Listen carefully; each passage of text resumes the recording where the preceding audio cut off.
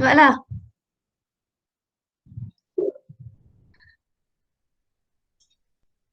Cepatlah, Nabil. Cepat, cepat, cepat. Serius.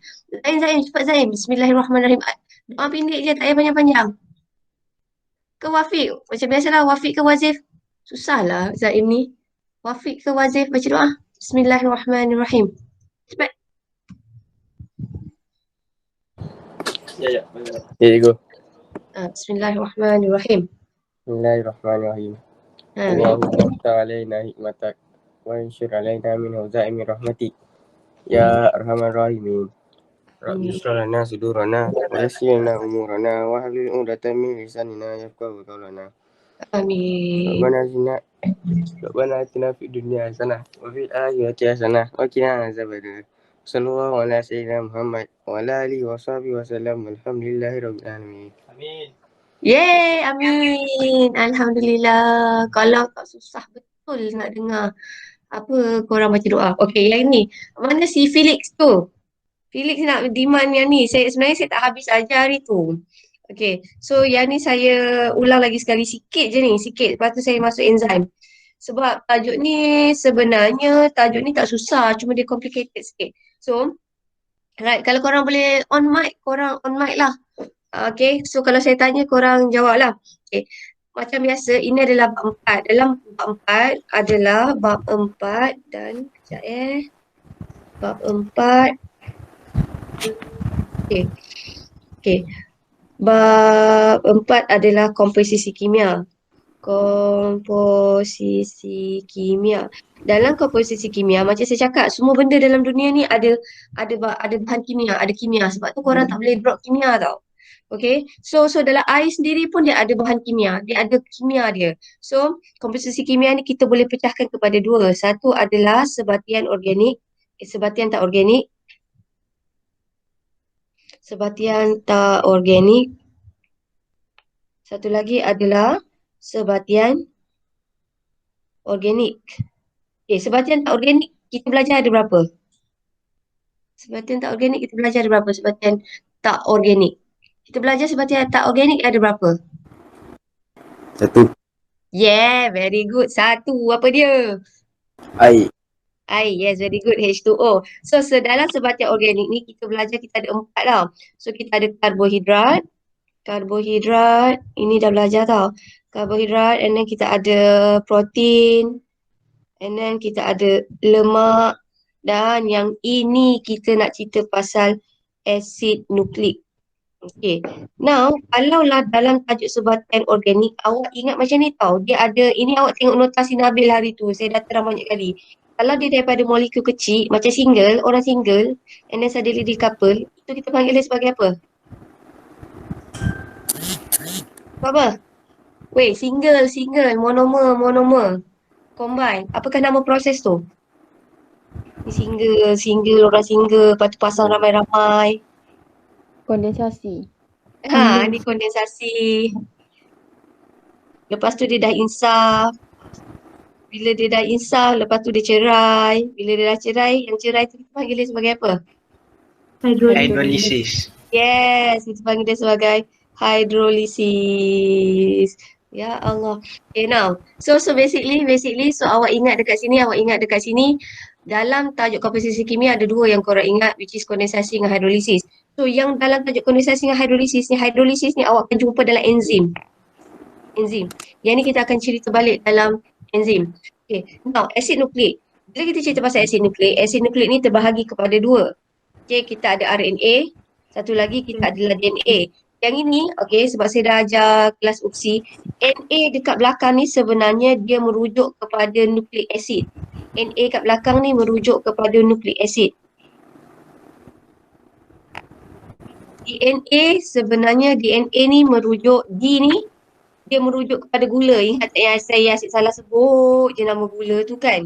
So kalaulah DNA nama gula, DNA apa? Gula pentosa untuk DNA apa?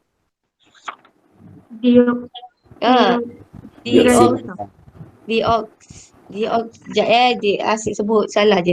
Deoksiribosa. Sekejap. Siapa Syah Ekman ni? Okay. Ribosa. Siapa? Syazan. Azan. Okey. Nah, kalau lah RNA ni kita panggil RNA ni adalah sebagai ribosa. So kalau nama penuh untuk RNA adalah ribosa nucleic acid. Kalau DNA nama panjang dia macam dalam surat beranak dia adalah deoksirinucleic acid. Tetapi kalau korang dalam periksa tak payah jawab ribosa nucleic acid. Kalau DNA tak payah jawab deoksiribosa nucleic acid. Awak just jawab dia sebagai DNA je sebab itu dah glamour. So senang kata macam you guys kata siapa yang glamour yang dia pakai nama glamour tu nama betul dia pun awak dah tak boleh ingat. Macam artis lah saya tak ingat lah tiba-tiba saya lost lah nama artis. Apa nama artis yang pelik-pelik lah. Tak ingat lah saya katalah siapa nama artis pelik-pelik yang kalau bagi tahu nama penuh dia you guys dah tak boleh tahu. Okay.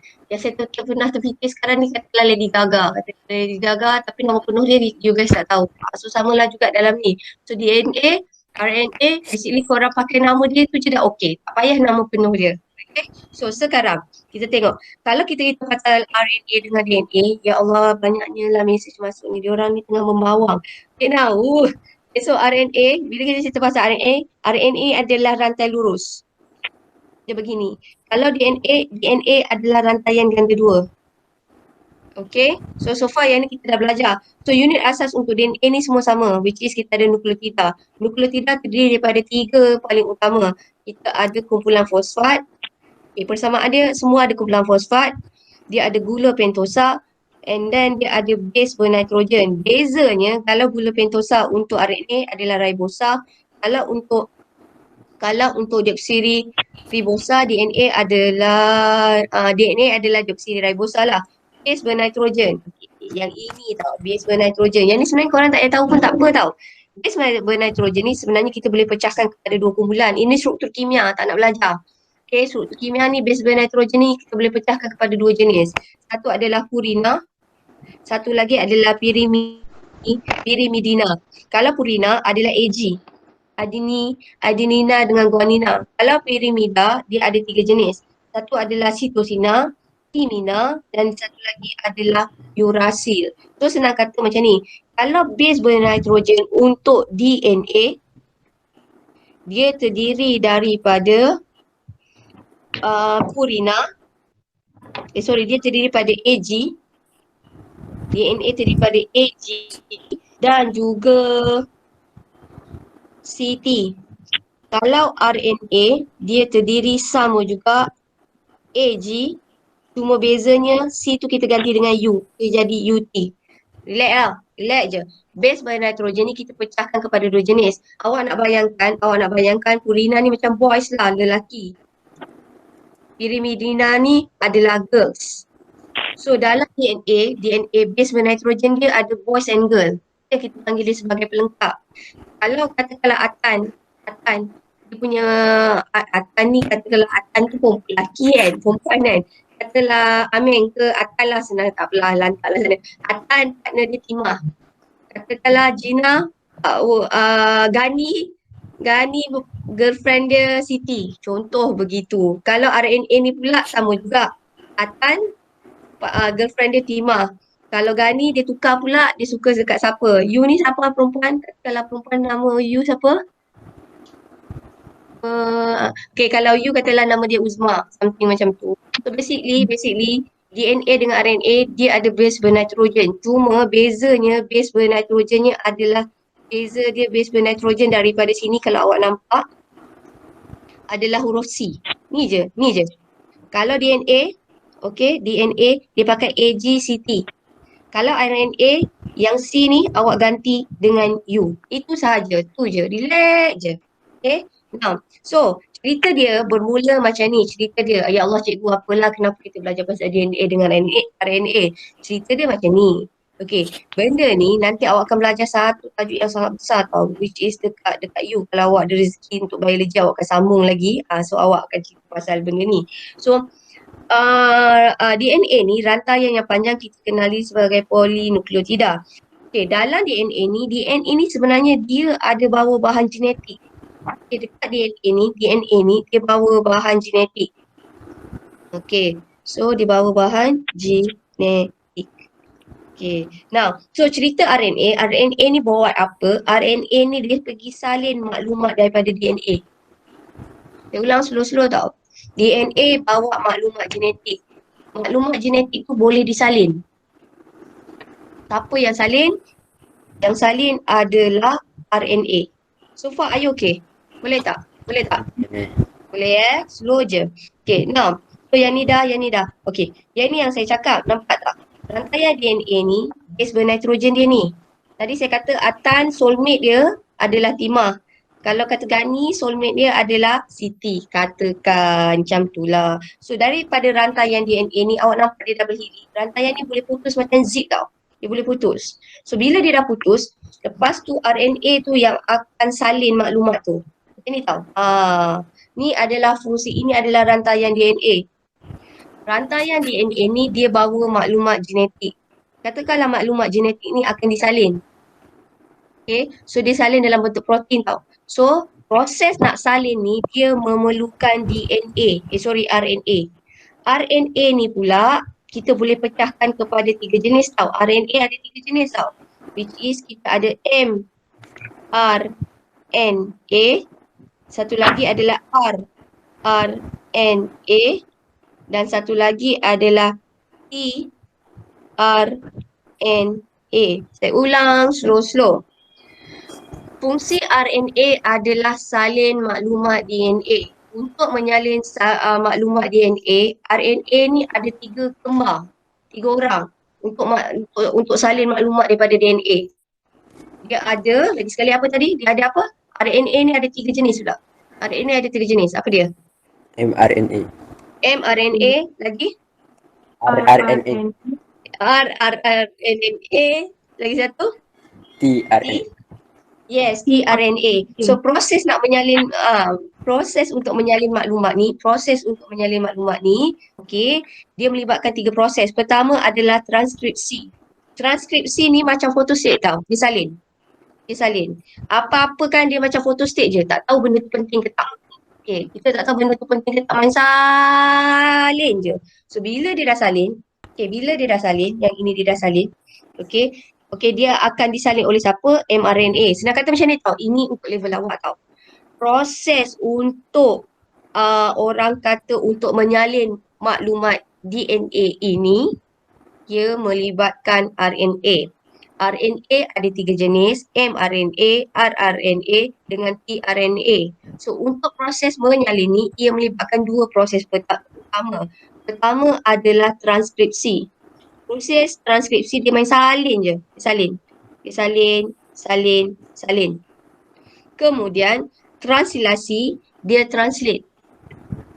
Maksudnya macam ni. Base bernitrogen AUG ni apa maksudnya? Maksudnya dia akan membentuk asid amino jenis methionina.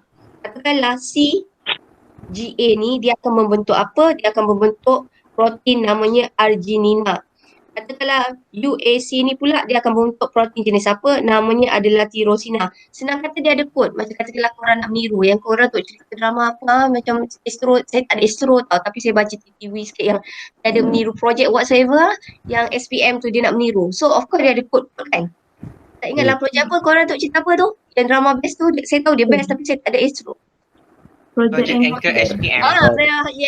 Yes. Project Anchor. So dalam kes ni dia macam tu tau. Punyalah hebatnya ciptaan Tuhan ni kan. Project Anchor tu dia macam tu lah. Konsepnya ada seorang tu.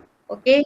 Dia akan salin maklumat. So macam mana maklumat itu memberi maksud? So cara dia adalah dengan cara translasi. So senang kata macam ni tau. Protein ni tapi RNA ni bijak. Dia hanya salin maklumat yang ada fungsi. Kalau maklumat tu tak ada fungsi, dia tak akan salin. Proses ini melibatkan 2, transkripsi dan satu lagi translasi. So ini adalah proses kod genetik pada mRNA untuk diterjemahkan kepada protein. So dekat sini, konsep protein. Kalau awak tengok sini, ya Allah cikgu, apa benda lah protein ni? Methionina, arginina dengan tirosina ni kan. Polipeptida atau protein dalam ni sebenarnya dia adalah membawa maklumat, dia membawa gen. Korang pernah tak dengar perkataan gen? Korang pernah dengar apakah itu gen? Benar kan? Gen ni sebenarnya dia membawa ciri. Contoh, katakanlah saya nak ambil Wafiq dengan Wazif. Wafiq dengan Wazif, dia punya ciri-ciri gen dia adalah hampir sama. Saya tak boleh kata Wafiq dengan Wazif tu sama. Saya boleh sure Wafiq dengan Wazif tu berat mesti tak sama. Wafiq dengan Wazif mesti tinggi tak sama. Mesti ada suara lagi tinggi, mesti suara lagi rendah. So, kedudukan tak lalat mesti tak sama. So, tapi maklumat genetik tu kita kata dia hampir sama. Okay, tapi kita tak boleh nak kata 100% sama. Tapi compare dengan adik-beradik yang lain, Wazif dengan Wafiq adalah yang paling sama. Wafiq dengan Wazif kalau saya tanya, korang punya jenis darah sama tak? Korang pernah tahu tak jenis darah korang? Wafiq, Wazif? Sama kot je. Sama? Betul kan? Sama. Sama kan?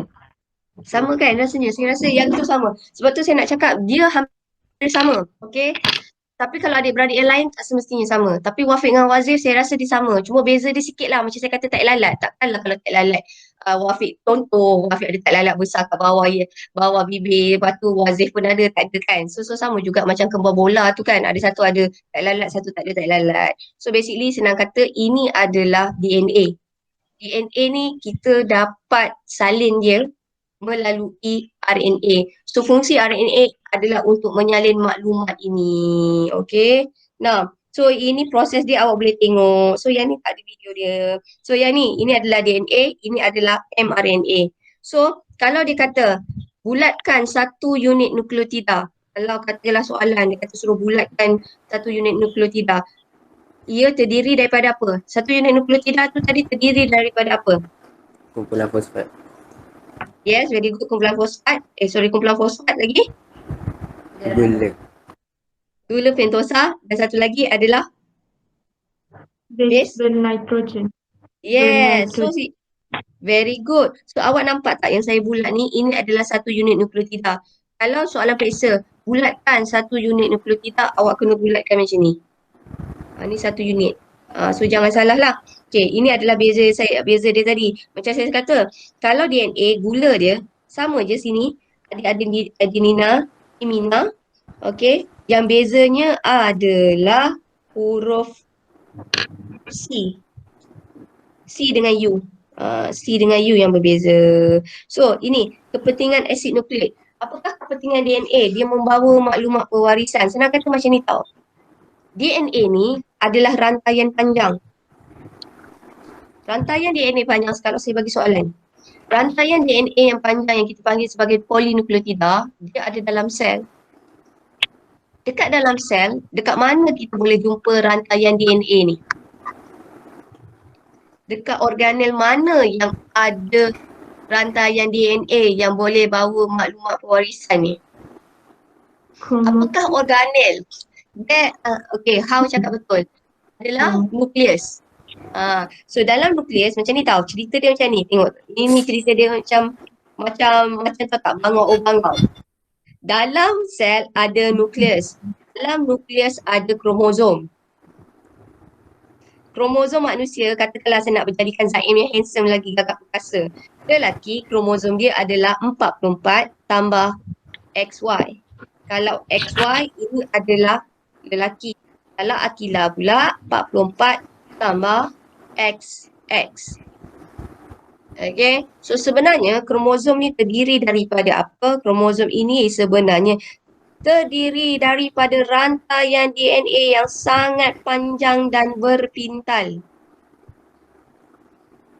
Saya rasa respect betul dengan saintis yang boleh jumpa benda ni kan.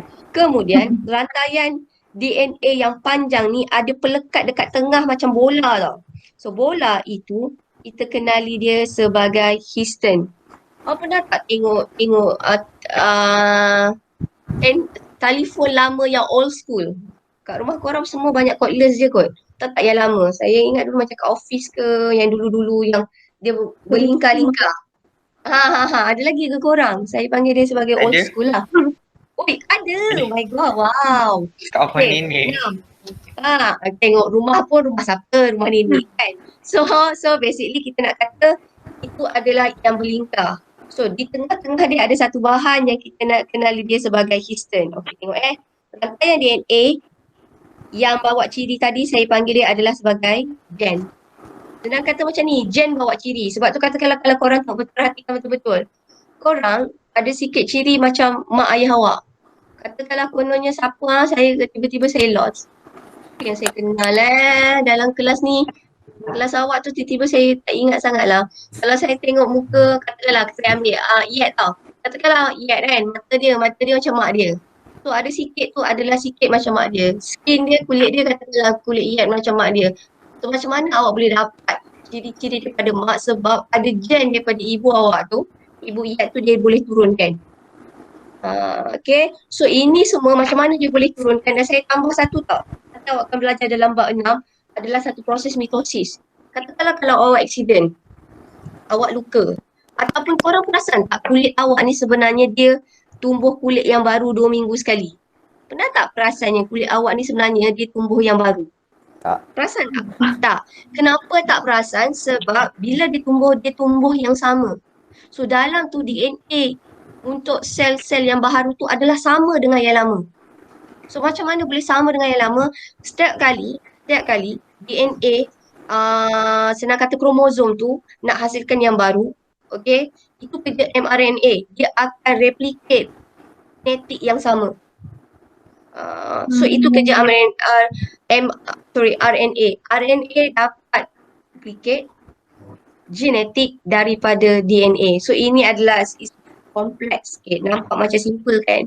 So basically it's very complex. Sebab tu bagi saya percaya agama dengan sains ni selari. Sebab basically untuk saya benda yang cantik, yang kompleks begini dia bukan it happen macam tu. Dia mesti ada yang cerita. Okay. So nukleosom ni apa? Yang berpintal tu kita panggil dia nukleosom. Okay. Nukleosom ni tadi saya kata ada tengah-tengah yang memegang bagi dia berpintal. Ada satu protein yang memegang. Apakah nama dia? Dia huruf H. Histone. Yes, histone. So histone ni sebenarnya macam bola bulat je. Dia tak bawa bahan genetik. Sebabkan dia ada bola, so molekul DNA tu dia boleh berpintal. So molekul DNA yang berpintal itu kita kenali dia sebagai nukleosom. Nukleosom sebenarnya adalah rantaian DNA yang berpintal. Sebab tu yang ini saya tak keluarkan periksa sebab topik ini adalah is quite complicated sikit. Sebenarnya kalau dekat you awak belajar pasal benda ni awak akan ambil satu sem untuk yang ini saja. Okay. So, nyatakan dua jenis nukleik asid. Alah, sudah ada jawapan. Nyatakan dua jenis nukleik asid. Yes, DNA dan RNA. Okay, apakah nama penuh DNA? Ya, Siribosa. Ribosa lagi tak cukup penuh tu. Ribosa. Nucleic acid. Yes, nucleic acid. Kalau RNA? Ribonucleic acid. Yes, ribonucleic acid. Nyatakan komponen untuk nukleotida. Unit asas untuk asid nukleik adalah nukleotida. Nukleotida terdiri daripada 3 bahan. Tadi ada kawan awak dah cakap apa dia? Kumpulan fosfat. Kumpulan fosfat, very good. Gula pentosa. Dan satu lagi? Base bernitrogen. Yes, base bernitrogen. Okay. Now, yang ini saya terus terang kat awak. Okay. Terangkan mengapakah struktur RNA lebih pendek daripada DNA kerana ia hasil daripada proses transkripsi rantai DNA. So senang kata RNA ni dia just salin maklumat yang penting saja. Dia tak salin semua. Dia salin maklumat yang penting. Macam korang lah, korang meniru. Biasanya korang meniru. Katakanlah Akilah orang pertama siap kerja. Buat karangan BI ke whatsoever. Lepas tu Nabil salin. Awak rasa kalau Nabil salin, lebih panjang ke lebih pendek daripada yang asal? Pendek. Lebih pendek. Lepas tu Izari pula pergi salin Nabil punya. Kalau dia salin Nabil punya jawapan, awak rasa Izari punya lagi panjang ke lagi pendek? Lagi pendek. So itu adalah konsep dia, so awak ingat. So ingat, kerana hasil daripada proses transkripsi rantai DNA, dia hanya menyalin yang penting sahaja. Okey. Now, terangkan kemungkinan apakah yang berlaku jika tidak mempunyai nukleik asid. Okey, kemungkinannya senang kata awak ingat, nukleik asid ni membawa DNA. Kalau dia membawa rantai DNA membawa maklumat genetik. So katakanlah kalaulah tak dapat dihasilkan, so dia tak dapat bawa maklumat genetik. Senang kata saya ambil satu yang paling senang sikit. Apa jadi kalau rantaian DNA awak mengalami mutasi? Awak pernah dengar tak perkataan mutasi? Nah, Apakah itu mutasi? Dia punya DNA berubah. Yes, DNA dia berubah.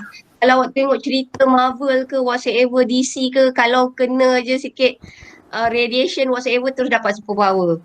Okay, tapi sebenarnya tak. So tapi konsep dia sama tau. Konsep dia ia melibatkan mutasi macam Spiderman kena gigit dengan spider dan tiba-tiba dapat superpower. Actually dia nak cerita dalam badan dia mengalami mutasi. DNA dia, rantaian DNA dia berubah. Bila rantaian DNA dia berubah, dia dah jadi orang lain. Tetapi kalau dunia yang betul, kalau ada berlakunya perubahan DNA dalam badan awak, sebenarnya awak kena penyakit mutasi. Contohnya paling senang adalah Jepun yang ada reaktor nuklear dia yang bocor. Tak disebabkan ada nuklear reaktor dia yang bocor. Saya tak ingat dekat bahagian mana. Dia punya tanaman dekat situ dah banyak mengalami pencemaran, dah tak sihat, dan saya tambah sikit. Chances tak macam ni tau, nak cakap peratus orang yang kena kanser adalah tinggi. Selepas itu radiasi ni benda tak nampak. Tapi apakah kesan? Kesannya ibu yang mengandung tu banyak yang gugur. Banyak diorang ada masalah ketidaksuburan, dia susah nak dapat anak. So banyak orang terlepas berlakunya kebocoran nuklear reaktor tu, dia menyebabkan ramai orang kena kanser. So basically itu adalah perubahan DNA dalam badan kita. Okay, so kalau perubahan DNA dia akan menyebabkan penyakit. Itu yang kita panggil dia sebagai mutasi. Mutasi adalah perubahan DNA yang berlaku secara spontan. Kalaulah kita langsung tak ada DNA, so maksudnya tak dapatlah pewarisan dia. Okay, so ini sudah kita ambil dalam enzim. So saya berhenti pukul 10, kita mula pukul 9, saya berhenti pukul 10. Okay, enzim yang hari tu. Nabil, awak dah faham tak? Awak punya kawan pandai tak cerita pasal enzim? Dia orang tolong awak tak? Saya nak tanya cikgu-cikgu ni. Nabil, apa tu enzim? Iya cakap enzim tu apa?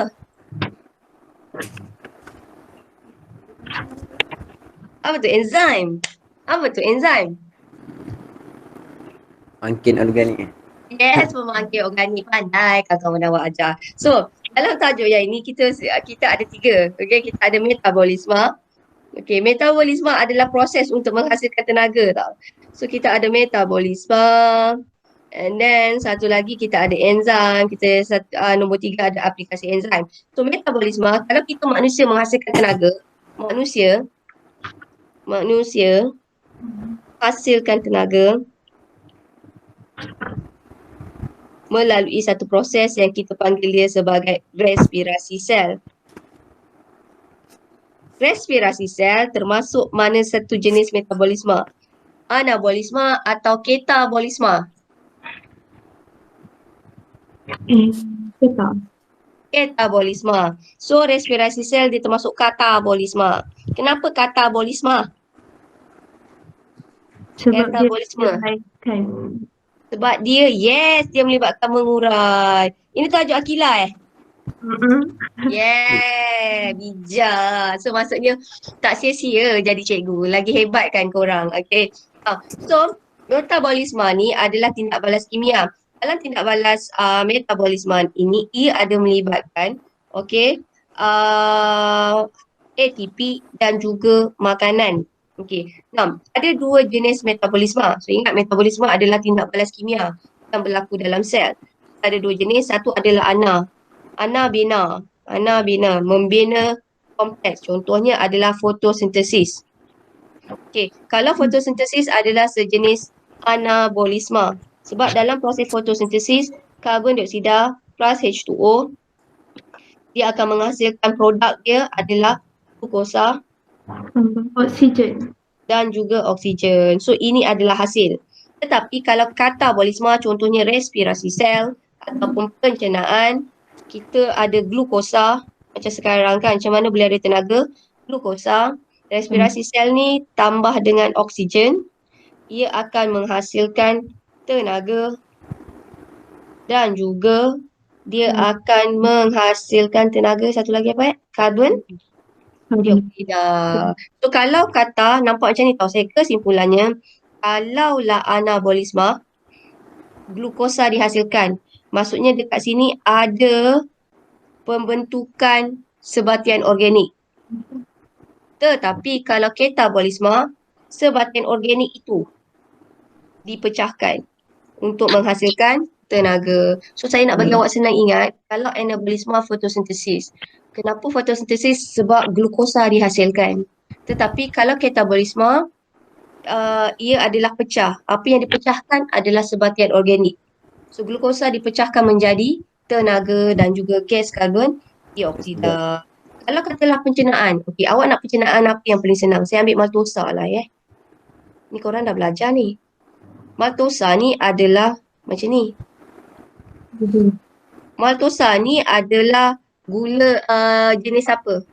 Gula untuk karbohidrat ada 3 jenis. Polisakarida, disakarida atau monosakarida. Kalau yes, very good Nabil lah. Ini adalah disakarida. So, kita nak pecahkan dia. So, bila kita nak pecahkan dia, proses nak memecahkan dia ni lebih cepat, kita perlukan apa untuk dipecahkan dia lebih cepat? Enzim. Yes, kita perlukan enzim. So, enzim tu boleh pecahkan maltosa menjadi glukosa plus glukosa. So, apakah proses? Apakah proses pemecahan disakarida menjadi monosakarida? Yeah. Okay, ini kita panggil dia proses ini, kalau nak lebih spesifik, hidrolisis. So, proses hidrolisis ini, ia terlibat adalah sebahagian daripada proses katabolisma. So, dalam proses hidrolisis, dia melibatkan H2O. Sebab tu awak belajar mengenai enzim.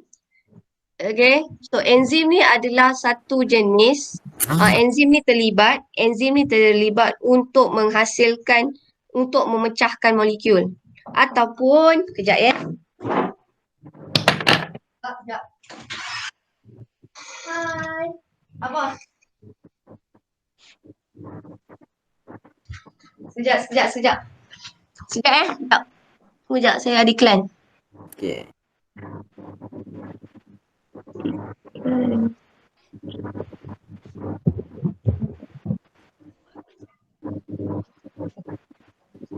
Maklum ada kelas lah. Bye. Sorry, tengah ada kelas.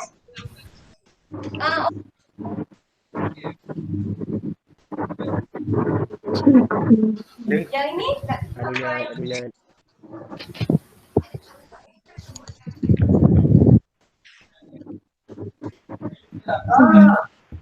Zain bokep.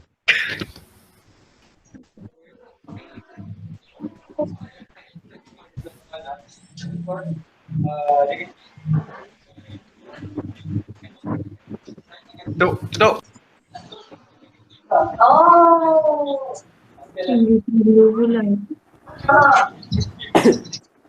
Kira dah okey lah, tapi kena rehat juga lah. Diam. Oi. Dah berantem. Diam.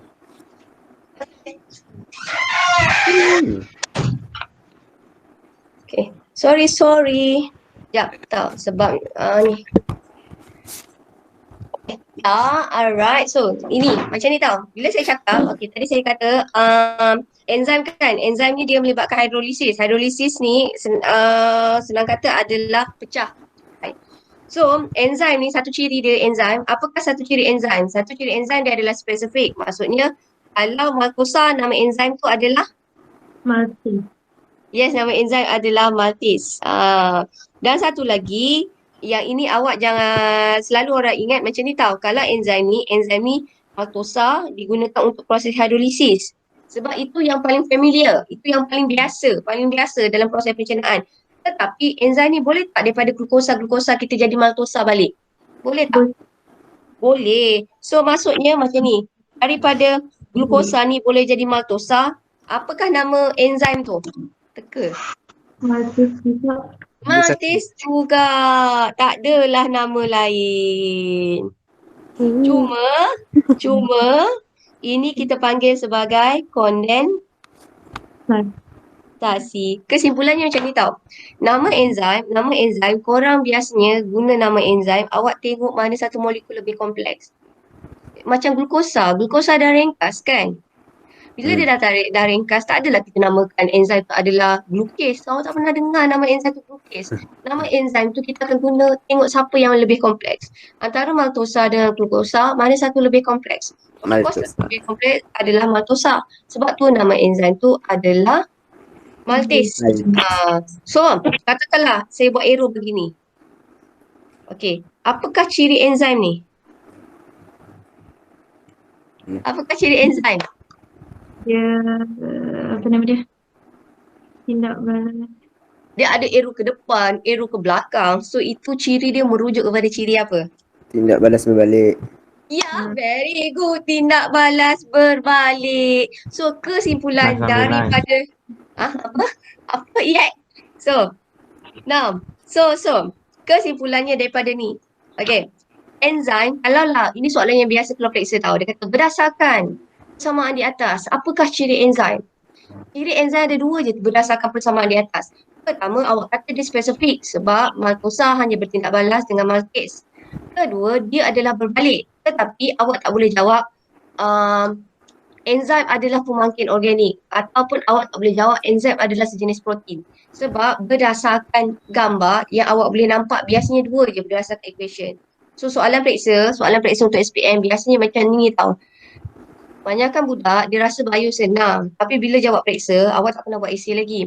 Kalau dia katakanlah soalan dia kata berdasarkan gambar rajah di atas, nyatakan ciri enzim. Okay, kalau berdasarkan gambar rajah, berdasarkan persamaan, awak tengok apa yang awak nampak. Okay, jangan jawab enzim adalah sejenis protein. Jangan jawab enzim tu adalah diperlukan dalam kuantiti yang sedikit. Jawapan tu betul, tetapi dia tak jawab soalan. Macam kita nak cakap macam ni lah, siapakah nama awak? Umur saya 16 tahun. Betul, tetapi tak menjawab soalan. Dan biasanya yang buat kesilapan itu adalah perempuan. Saya tak tahu kenapa perempuan. Perempuan masalah dia membaca terlampau banyak sampai kan dia orang careless. Dia orang jawab apa yang dia orang baca malam tadi. Instead of dia orang tak tengok soalan betul-betul. Macam lelaki ni pula bukan saya suruh lelaki tak baca buku. Macam lelaki pula dia tak baca banyak. Dia dah tak tahu. Malam tadi pun tak baca kan. So dia tak ada pilihan. Dia tengok soalan tu betul-betul. Dia cuba fahamkan soalan tu nak apa. Kebanyakan boys, awak kan ada kemahiran memerhati dengan observe soalan dengan bagus. And then ditambah korang dapat kerajinan untuk perempuan. Macam mana korang punya result? Of course korang gempak. Betul tak? Tapi biasalah lelaki kan. Lelaki ni low profile. Saya tak nak cikgu glamour-glamour ni semua cikgu. Saya nak buat seadanya. Tak sikit lah. Okay, now. So, sifat-sifat enzim. So, sifat-sifat enzim tadi kita kata, okay, dia adalah spesifik. Kedua, dia adalah tindak balas berbalik. Kalau awak nampak sini, dia berbalik. Okay. And then dia spesifik. Kenapa saya tak boleh pakai ni? Oh, I know why. Okay. Dia berbalik and then diperlukan dalam kuantiti yang sedikit. Okay, dan dia tidak berubah sebelum dan selepas. Zarif, thank you so much. Awak punya model tu saya guna untuk ajar kelas opsi. Okay, disebabkan Zarif buat banyak pahala Zarif hari tu. Sebab saya guna untuk ajar budak lain bagi dia faham. Okay, so satu adalah dia tidak berubah. Sebelum dan selepas dia sama sahaja. Dan satu lagi enzim ni mempercepatkan tindak balas. Yang ni, enzim ni ada musuh. Yang korang ada kawan, korang ada musuh. Enzim pun sama tau. Dia ada kawan dan dia ada musuh. Musuh dia mana satu? Mana satu musuh dia? Kofaktor ke perencat? Pencet. Yes, perencat. Perencat ni buat apa? Perencat ni dia boleh mengubah tapak aktif enzim. Bila dia mengubah tapak aktif enzim, sebab itulah dia punya substrate tu tak boleh ngam. Dia mengubah. Tetapi kalaulah kofaktor adalah best friend. Sekejap.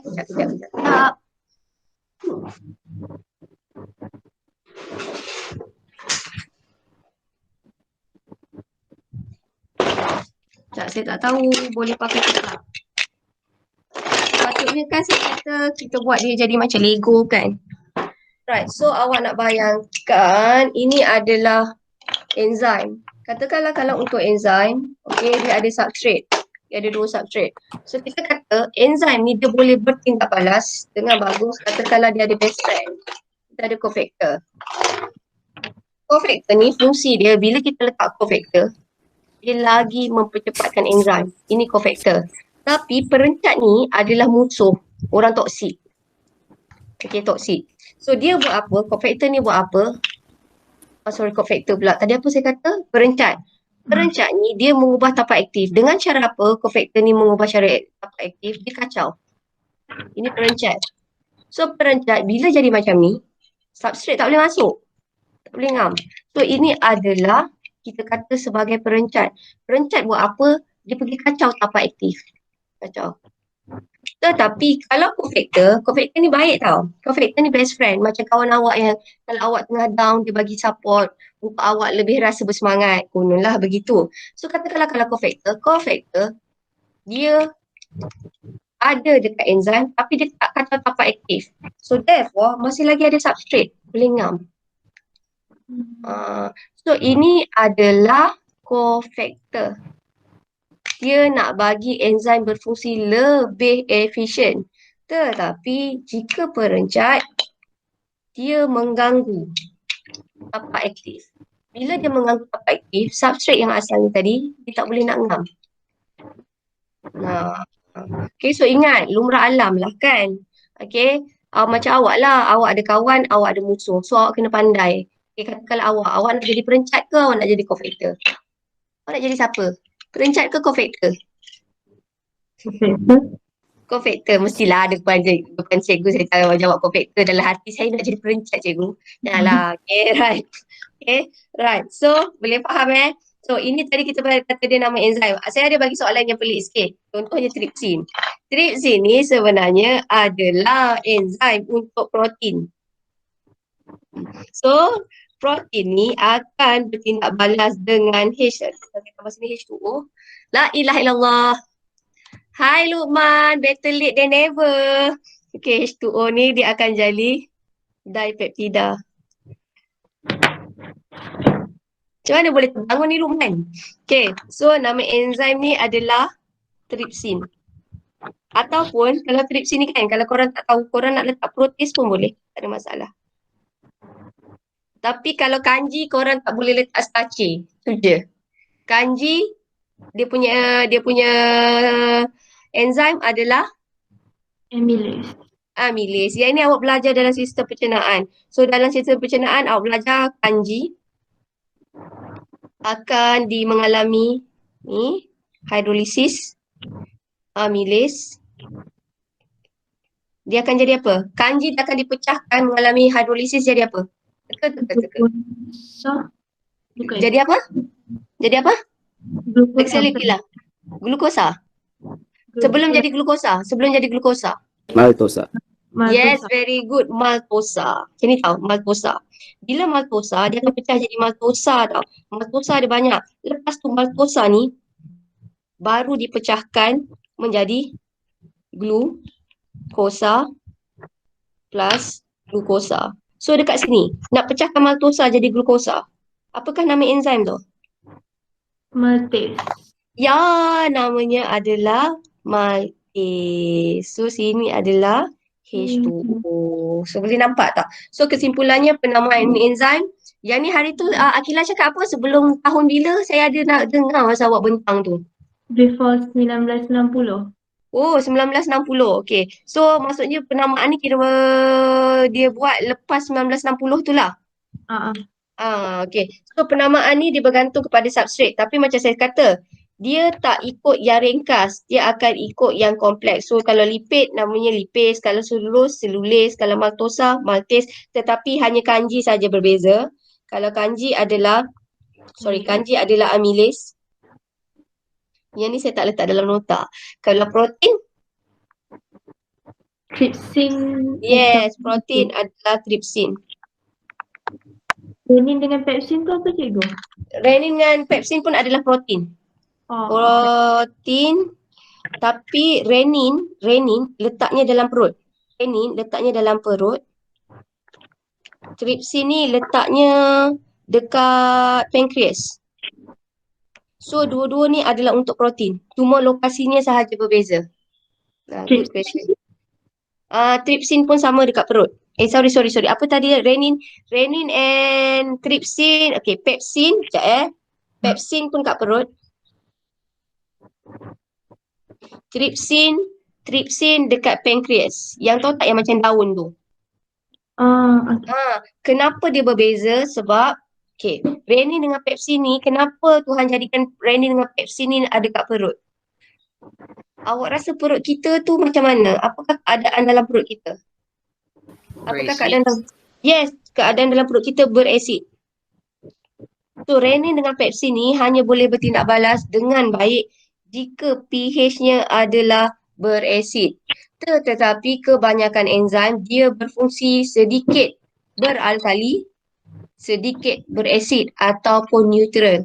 Tetapi ada certain enzim yang boleh bertindak, ada certain enzim bertindak balas dengan optimum pada pH yang berasid, which is pepsin and renin. Kalau alkali ada tak? Nabil ikut ajar ni. Nabil, ada tak yang boleh berfungsi dalam Ada. apa dia Nabil? Ingat. Sekejap ni. Tak, saya pun tak ingat. Trypsin lah. Trypsin Alright, so trypsin. Sebab itulah saya tanya awak sebab saya tak ingat. Okay, so ini adalah ni berasid, yang ini alkali. Tetapi macam ni tau, saya buat dia punya graf. Ni graf Nabil ni kot. Okay, ini adalah katalah pH dia 7. Kebanyakan enzim dia sangat suka pH neutral. Tetapi ada enzim yang berfungsi pada pH alkali. Contohnya ini adalah untuk trypsin. Ada enzim yang sangat bertindak balas pada pH berasid. Katalah, salah ni lukis. Aduh, sekejap Sekejap. Kenapa dia tak nak? Pusing. Sekejap. Saya tak boleh lah letak sini. Ini mestilah of course lagi berasid. So, sini macam ni. So, sini berasid. Sebab dia bawah 7 kan, kurang 7. So, ini adalah untuk RP, which is renin and pepsin. Kalaulah pH-nya sedikit beralkali, ini adalah untuk trypsin. Ini adalah untuk trypsin. So, kesimpulannya, saya terus masuk enzim ni dia boleh bertindak balas dengan optimum. Dia ada faktor-faktor yang mempengaruhi dia, which is pH, apa lagi tadi hari tu, pH, suhu, kepekatan substrate dan juga kepekatan enzim. Okay, now so soalan dia saya terus baca kat sini tau. Saya buat laju sebab dah nak habis masa ni. Lama lagi. Alright, so korang tahan lagi tak ni? Larat. Larat. Okay, right. Korang bertahan lah. Memang kita zaman macam ni. Kalau korang survive macam ni, nanti korang masuk youth. Korang boleh survive kan. Tapi kalau korang nak break, cakap lah. Cuma saya tak akan buat kelas lama. Biasanya kelas saya punya concentration cuma boleh tahan sejam saja. Saya tak boleh buat kelas lebih daripada 1 jam. Okay, now. So, kalaulah awak tengok dekat sini, soalan, apakah yang berlaku sekiranya ribosom dalam satu sel pankreas tidak berfungsi? So, enzim trypsin tidak dapat disintesis. Kenapa? Apa kaitan ribosom dengan enzim ni? Apa kaitan ribosom dengan enzim? Sintetiskan protein. Yes, sebab enzim adalah sejenis protein. So, protein akan dihasilkan oleh ribosom. Senang kata, kena hasilkan protein dulu, baru hasilkan enzim dapat dihasilkan. So, senang kata, bila ribosom kurang, so enzim trypsin tidak dapat dihasilkan. So, bila tidak dapat dihasilkan, pencernaan protein akan jadi perlahan. Sebenarnya dekat pankreas ada 3 jenis enzim tau. Enzim tu kalau awak nanti belajar, okay, nama enzim dekat pankreas ni selalu saya ingatkan budak namanya LAT. Enzim kat pankreas adalah LAT. Dia ada lipase, amylase dengan trypsin. Pankreas sebenarnya ada 3 jenis hormon, 3 jenis enzim. LAT lah. Awak yang ni awak ingat tau. Kalau kata pankreas adalah LAT. Okay. Now, mengapakah suhu badan kita mesti kekal 37? Kenapa mesti kekal 37? Okay, kalau budak kecil kenapa kalau budak kecil, kita paling takut kalau dia demam panas teruk. Orang kata kalau dia terlampau panas kan, dia boleh kena sawan tarik. Lepas tu, 37 tu suhu optimal untuk enzim berfungsi. yes, very good. Sebab 37 ni adalah suhu optimum untuk enzim ni berfungsi. Budak kecil macam ni tau. Budak kecil yang biasanya bawah 4 tahun, dia tak boleh tahan. Senang kata, budak kecil dia tak boleh tahan. Senang kata, badan dia muda lagi. So, basically, badan dia, sistem dalam badan dia tak kuat lagi. Basically, kalau suhu tu dah terlampau tinggi, lebih daripada 37 atau 38, dia boleh merosakkan enzim dalam badan. So, bila dia merosakkan enzim dalam badan, dia boleh menyebabkan ada sel lain dia akan menyebabkan otak jadi terencat. Dia akan mengganggu perkembangan otak. Sebab tu paling takut sekali budak kecil kalau demam panas. Nak dengar tak kalau budak kecil demam panas, dia tak bawa pergi jumpa doktor, and then dia kena sawan tarik. Lepas tu, lepas dia dah habis baik daripada demam, and then dia dah tak macam orang normal. Pernah dengar tak? Tak.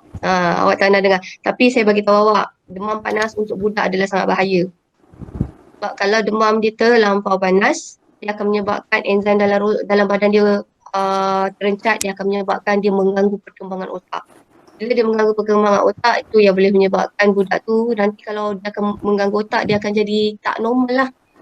So basically nanti kalau awak ada anak, first thing first, kalau saya lah, kat rumah mesti ada termometer. Kedua, kalau dia panas sangat, serius bagi tahu awak, saya memang awak terus mandikan. Actually, awak jangan ingat kalau dia panas, awak pergi selubung. Jangan sekali-kali awak buat.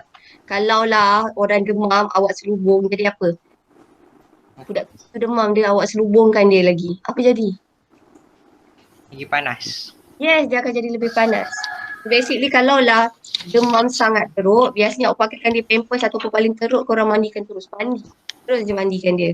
Okay, sebab awak nak bagi suhu badan dia tone down balik. Bahaya budak kecil sebab dia akan mengganggu enzim dalam badan dia. Okay, now soalan seterusnya. Apakah suhu optimum? Oi, ayam weh. Apakah suhu optimum untuk pepsin? Nabil boleh jawab ni Nabil. Suhu. Suhu optimum Nabil, pepsin. jawab Nabil. Pepsin. 37 lah kan? Suhu pula. 37 lah. Soalan ni tak betul. Saya nak cakap apa ni sebenarnya. Ini salah ni. pH. Oh ya, memang pH lah. Atas dah cerita suhu kan? Alah, pH lah. pH apa? Woi, pH ni atas. Pepsin.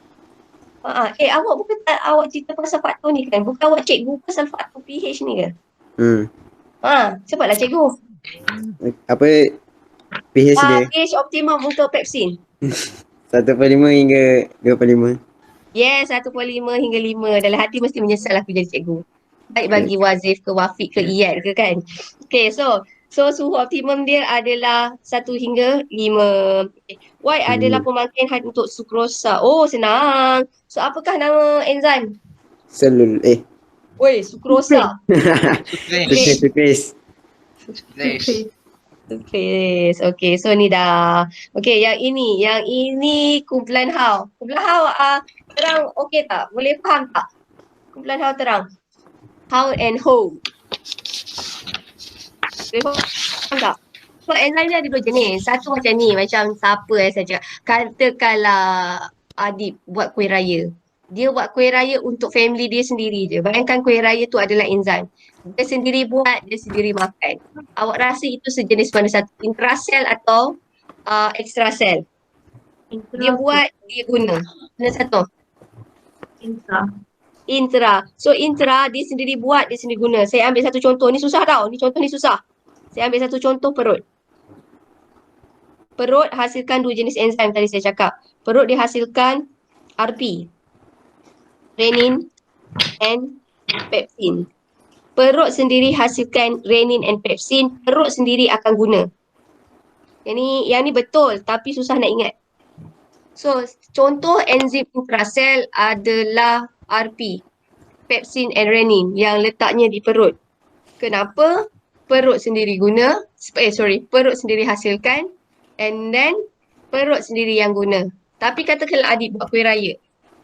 Dia pergi ekspor, dia pergi jual dekat Akila, dia pergi jual lah dekat kawan dia yang lain. So, sekarang kita kenali kuih raya tu atau enzim tu sebagai intrasel. So contoh intrasel paling famous adalah LAT. LAT. LAT. So katakanlah lad tu dihasilkan kat pankreas. Lepas tu, yo cantiknya lah saya punya. Ni perut. Saya tak tahu lukis weh. Katakanlah ini kalau orang tengok nangis ni. Okay, so ini katakanlah pankreas. Bukan daun tu pankreas. Lepas tu pankreas tu hasilkan LAT, lad. Lad tu akan dibawa pergi ke duodenum. Katakanlah ini adalah duodenum. Duodenum ni satu ciri dia, kenapa dia perlukan pankreas?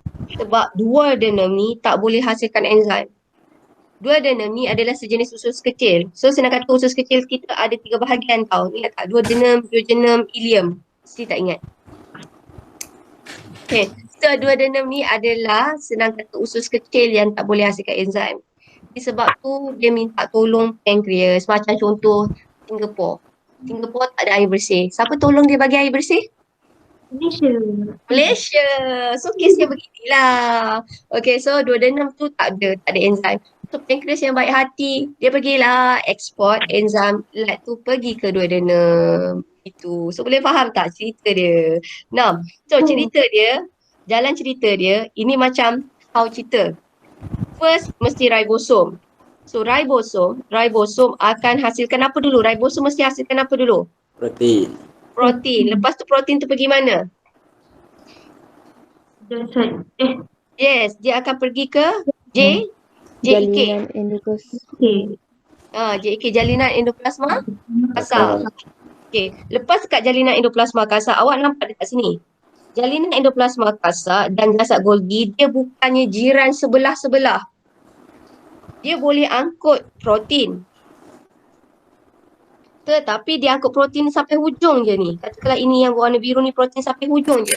So dia perlu ada lori kecil. Macam saya nak bayangkan kerja kilang, kat kilang ada satu lori kecil yang boleh bawa ada satu department ke satu department. So bayangkan vesikel tu macam lori kecil yang menghubungkan antara JEK dengan jasad Golgi. So saya ulang lagi sekali. Protein dihasilkan di ribosom and then di ribosom. And then protein akan diangkut ke JEK.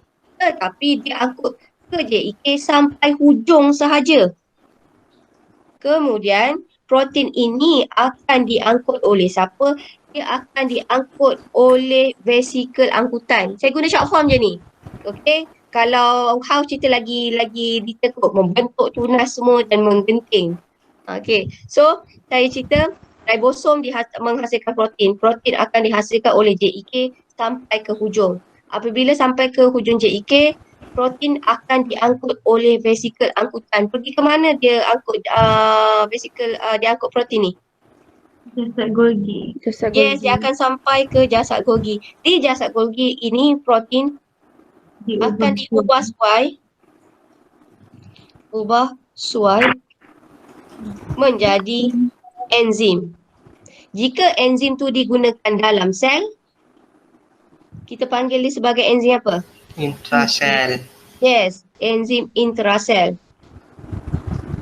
Tetapi enzim ni kita ekspor keluar. Macam awak tadi saya kata adik buat kuih raya, dia pergi jual kat orang.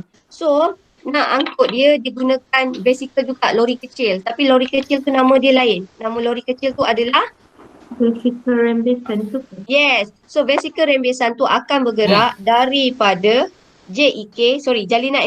jasad Golgi pergi ke hujung Membran sel. yes, membran sel. So bila dia sampai ke hujung membran sel, tengok di hujung ke membran sel, dia akan merembeskan keluar. So boleh faham tak? Itu rembes tu. Okay, rembes tu, okay, what is the meaning by rembes? Rembes tu sebenarnya akan dikeluarkan. Tapi why dia guna perkataan rembes? Rembes tu maksudnya is something proses yang slow je. Sikit je. Macam kalau saya nak bayangkan air menitik. Tak, slow. Satu-satu rembes. Tapi kalau laju namanya mengalir. So kalau kat sini saya nak cakap rembes something yang proses yang sangat slow. Smooth. Tapi kalau mengalir macam sungai mengalir. Air mengalir. Ia laju. So rembes ni something yang slow. Okay. Now, Izarif yang handsome. Izarif, awak cerita, Izarif, left the meeting Izarif. Okay, Izarif. Okay, cerita macam mana enzim intrasel terhasil berdasarkan apa yang awak faham. Tengok daripada gambar ni je. Pertama. Apa dia buat? Ribosom menghasilkan protein. Yes, ribosom akan menghasilkan protein. Lepas tu, ribosom Protein melalui jalinan endoplasma kasar. yes, very good. Okay, Izarif, sambung ayat tu bagi kat siapa yang awak berkenan. Pass baton. Tak ada, awak tak kena marah. Jauh ni kat rumah Luqman. masing-masing. Luqman. Luqman tu Mama itu faham ke tak? Luqman. Dia dah sekarang protein tu Luk, sampai jawab dekat. Luk. Luk.